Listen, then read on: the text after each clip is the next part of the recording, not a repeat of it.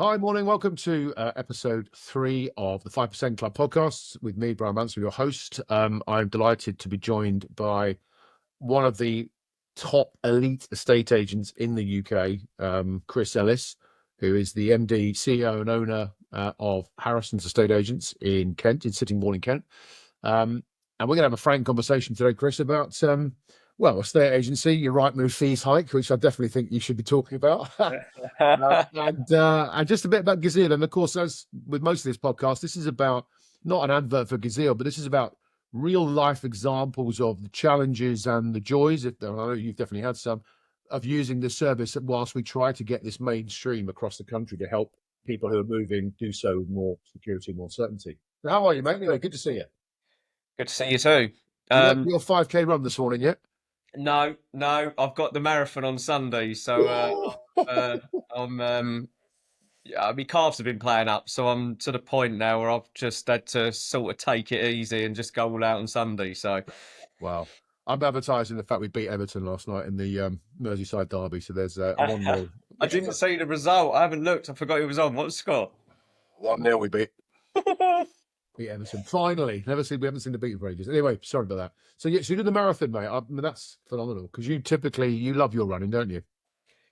Yeah, if we're going to go down that route, obviously for me it was more so is you've certainly known the challenges that I've had over the number of years, and it was 2020, which again is actually when Gazelle came on board with us. Yes, So yeah, yeah. yeah, that was the sort of year that I needed to find something to clear me head, because a lot goes into my head, as you well know, as we've known each Yeah. other now for several years. But yeah, so running was my release, if anything. So rather than like people write things down, for me, it was just go for a run, and then by the end of it, I'd written it all down out of my head. So So I hear these. I'm not a runner, as you know, mate. I mean, you said marathon. I was thinking of Snickers, but but actually, I hear this a lot from people who.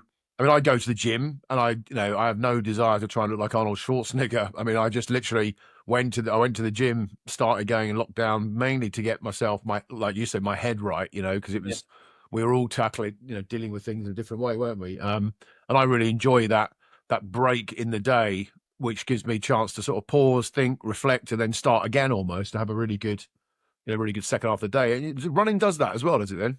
yeah, it's interesting because the last few weeks leading up, when I should have probably been doing my longer runs to prepare myself for Sunday, I've ended up having a couple of niggles, and it probably isn't the greatest time with the stamp duty change that's just obviously just come up, so that Yeah. probably added a few more pressures. But I just got back into the rut of red wine in the evening, no running because I couldn't run, and then I literally the pressure had gone on my shoulders again. Yeah. So I Yeah. think when I'm running that doesn't seem to be there.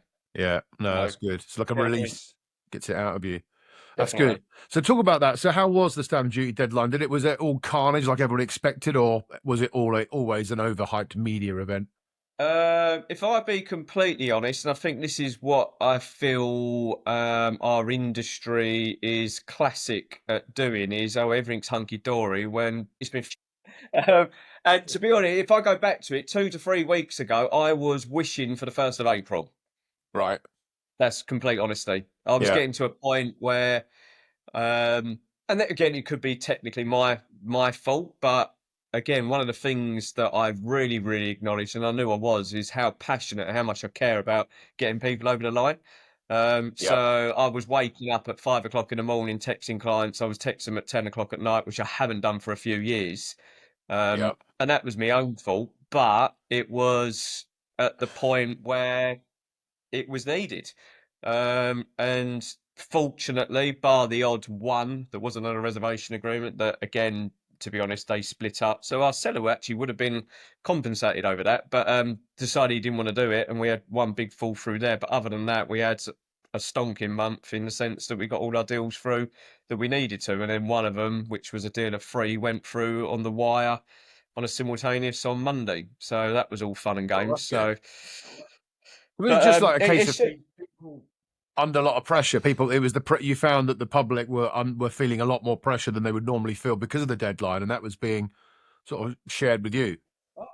yeah, I think it's see, I'm on the fence again, and it's a good topic, and I really I think the problem that we have, and I've always said it, and it's probably exactly the same as when you were in the industry, there's such a big brick wall between estate agents and conveyancers. And I can see it. I always tend to look at it from both sides of the coin. Like, there are some estate agents, for instance, 4 weeks ago, there was a local agent to us, and a good agent, I would class them as. And they were selling our buyer's property, and the buyer basically come to us and says, "Oh yeah, look, my agents told me that we're going to be getting in before the stamp duty deadline." Like, this is 3 4 weeks ago, and I'm like, "You've got a chain of six that's just come together. Like, there is absolutely no way you're moving now." I've been telling people since November, if you want to be moved by the stamp duty deadline, you need to be moving now. You need a buyer now. Yeah, Yet in January, we were having the conversation going, "Look, to be honest, you need to actually factor in this 2.5 grand, because I can't guarantee it's going to go through." Now, don't get me wrong, I'm going to do everything possible to get it through. But when you've got an agent there 4 weeks ago, but then this is the problem: you've got people managing sales that haven't yeah, even moved themselves. So they've yeah, got no yeah, idea of the stresses and understand it. So that's an issue.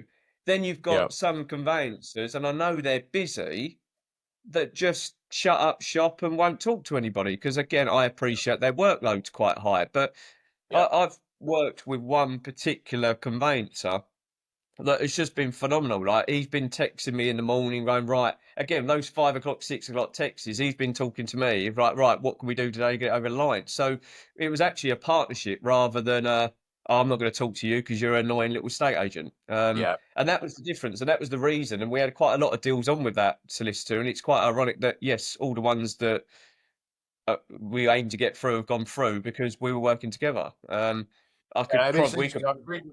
on this, to be honest, but Yeah, it's interesting you say that because I was reading a report, an article, self-publicized article about one of the large conveyancing firms who are saying, "Well, we've gone the extra mile. We've had staff in overnight. We've had staff in outside of hours." And you're like, yeah, because if you didn't, you'd lose 2 or 3 major national contracts with companies that use your services because you didn't do that. And you've Mhm. had to do that because you've either taken on more cases than you can handle because you're greedy, or more importantly, your service is normally pretty shite. So you've had to do that because they needed longer to get them over the line. And if you didn't Yeah. do that and get them exchanged, you would have lost the contracts that you give, that you Mhm. get from 3 major estate agency chains, and that would have probably shut your business down. So it's like, don't, you're a conveyancer. Don't ask for medals and trophies for doing your job that you should have been doing anyway. And if you Exactly that. needed more time, it's because you've bitten off more than you can chew by just chunking the numbers in, which without any due care and attention towards capacity. So they And are, this is, yeah, it's frustrating. it is. This is the thing. Like last week, like I went and picked up a contract, delivered it, picked it up, dropped it back. Like, if it had gone in the post, it would have been 3 days. So, all right, not everyone's going to be like that. And should I have been doing it? Well, again, it goes back to I cared and I wanted my deals over the line. I wanted to get them moved, and they're forever grateful for it. The interesting thing, though, that I've picked up about this period we've just gone through with the stamp duty is it's shown that it can be done. Well, we got a deal done in 4 weeks. Yeah. So my point is, I'm talking at scale nationally, right, rather than Yeah. you individually. But isn't it fair to say that because it's been shown it can be done, why isn't it done all the time? So the Yeah. process can be quicker. It can get deals through. They can do these things, but they choose not to go that extra mile for customers, which demonstrates to me generally that they don't care because they can do it. Yeah. Don't know. Talking point.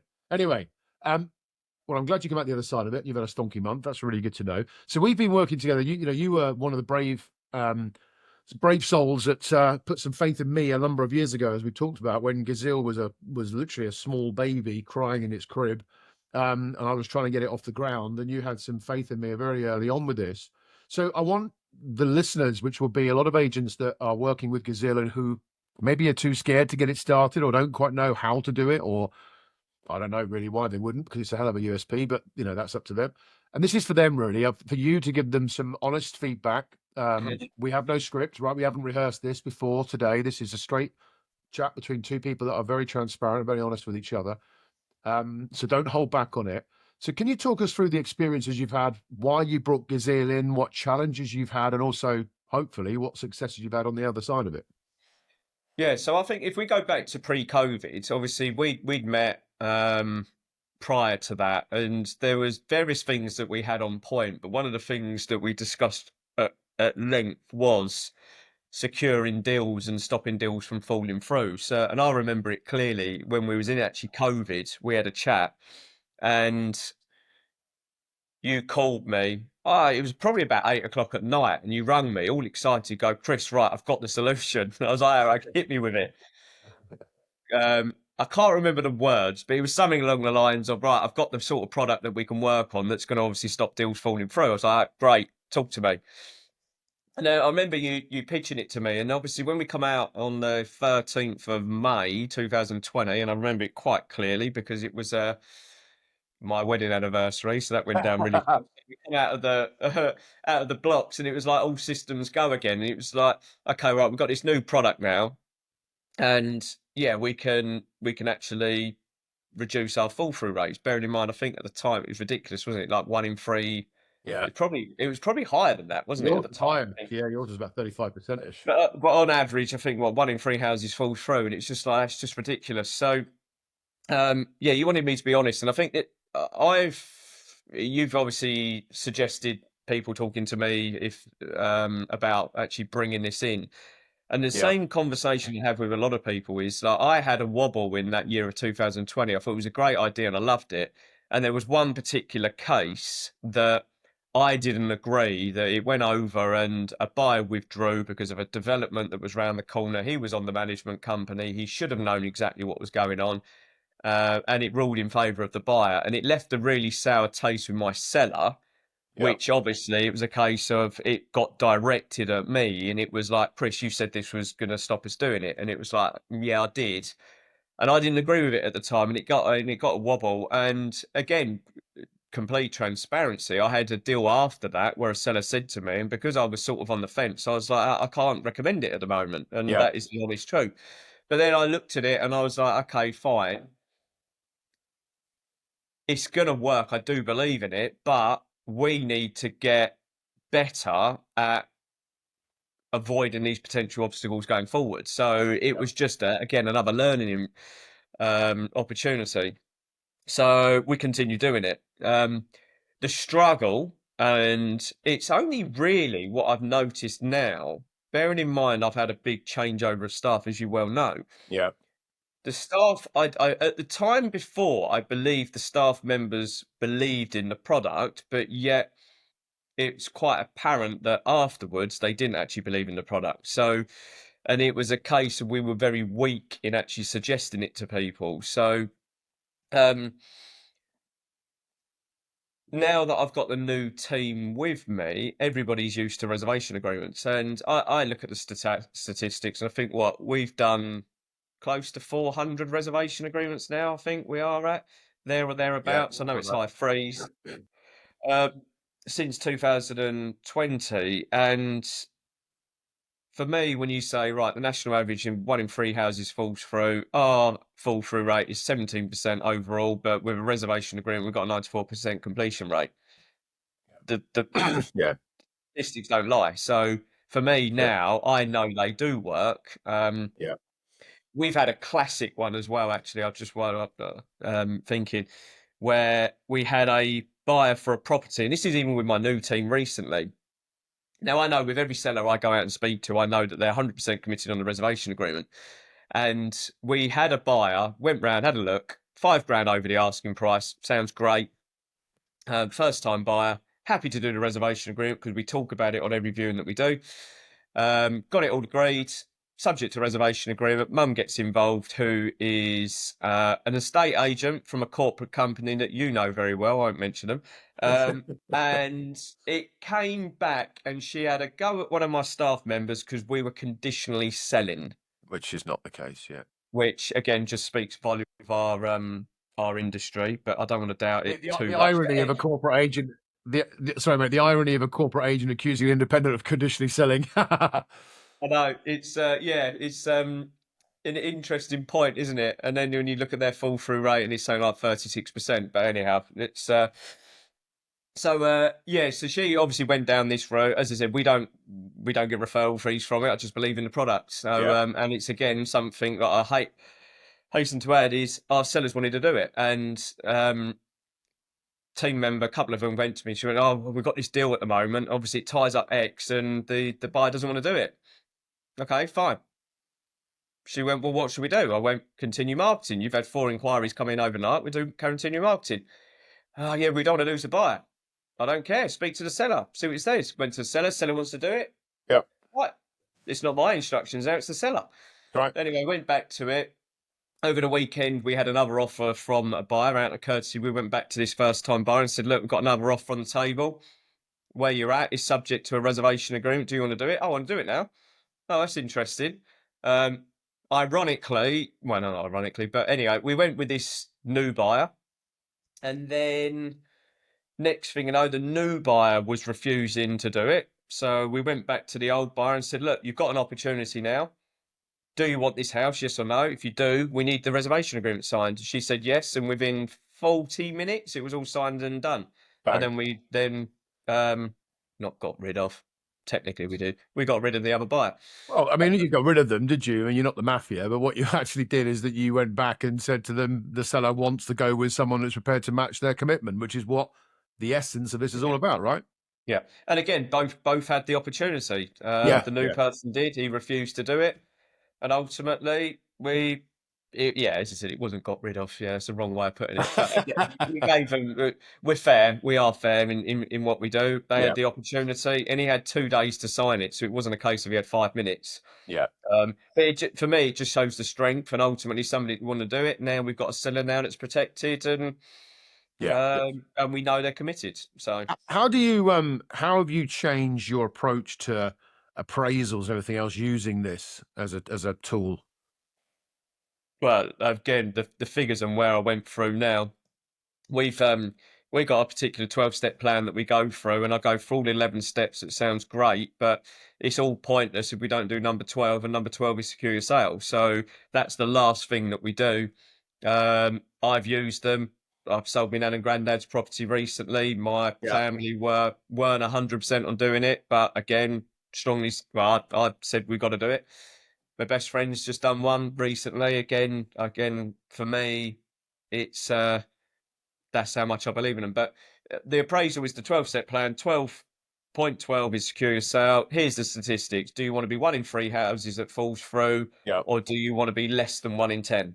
yeah, So, and generally, as I said, we've gone through, well, countless case studies, haven't we now, yeah, of buyers pulling out, wanting to pull out because of survey. I must admit, another thing, going back to the stamp duty, if, and I felt for one first time buyer as well, because I wasn't pressurizing her, but it was to the point where she actually felt overwhelmed through the whole process. Even knew that she knew that we were trying to get it done, but it was constant emails, WhatsApps from me. And I got to a point, and I did say to the team, I was like, "I'm really, really worried now about how much pressure we're putting on, even though we're not putting pressure on." And I went to see her, and she actually did say to me, "Oh, this is just too completely overwhelming. We were supposed to be excited about this." And again, it was just another issue of what had happened. But going through, if I'd have done this several years ago, we're not a pressure agent, but it's how some people feel. I don't know if that person would have stayed there.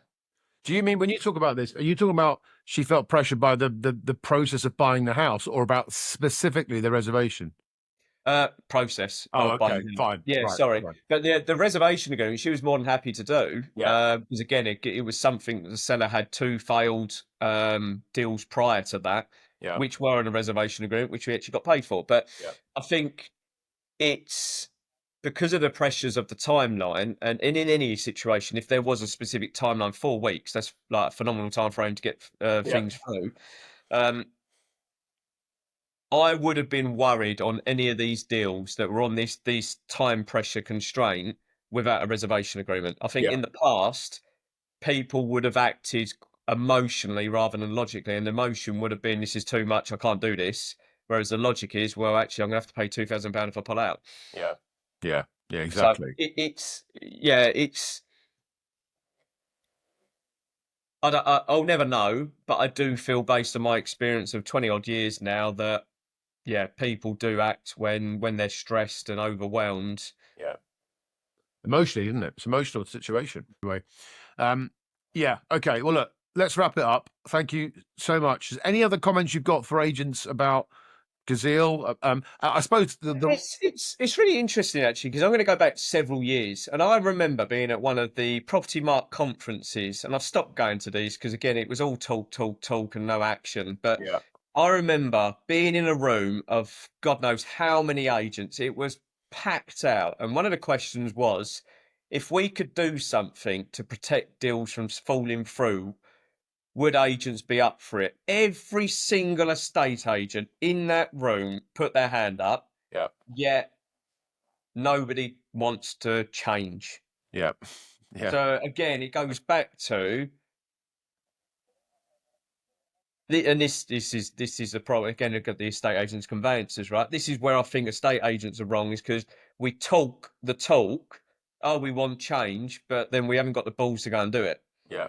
So the way that I look at it is, I know from the deals that we are now putting on a reservation agreement, that is now saving me close to 100 grand a year. Yeah. Good. So I could have 100 grand falling through or not. Yeah. So there's number one. But also, if you actually really care about the client, then you would be putting this into place. Full stop. Why would you Absolutely. not? By not doing this, you know the fall through rates. You'll know your own fall through rate. Ultimately, you're offering a disservice to your clients if you're not doing it. Simple as. Great place to finish up. Chris, thank you very much indeed for your time. I'll let you get back on. I know you've got a packed diary today, but really good to have you on, mate. Thanks so much. No problem. Cheers.